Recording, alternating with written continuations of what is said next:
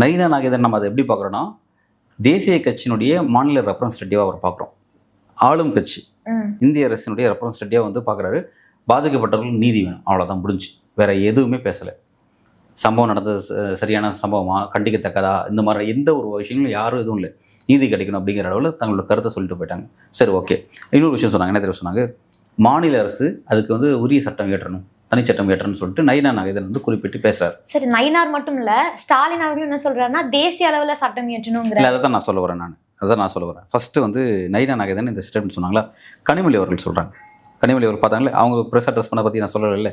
அவங்க என்ன சொன்னாங்க அப்படின்னா, இந்த பிரச்சனை ஒரு சீரியஸான பிரச்சனை, இது இந்திய தழுவிய பிரச்சனை, இந்தியா தழுவிய பிரச்சனை. ஸோ வந்து இந்திய அரசு இது வந்து ஒரு தனிச்சட்டம் இயற்றணும் அப்படின்ற ஒரு விஷயத்தை வந்து குறிப்பிட்டிருக்காங்க அப்படிங்கிறது கவனிக்கத்தக்க ஒரு விஷயம். சரியா? அப்போ இதில் என்னன்னா, பாஜக பந்தை தூக்கி திமுக மேலே போடுது, திமுக அந்த பந்தை தூக்கி பாஜக மேலே போடுது அப்படிங்கிறது இந்த பிரச்சனை நம்ம கவனிக்கிறோம்.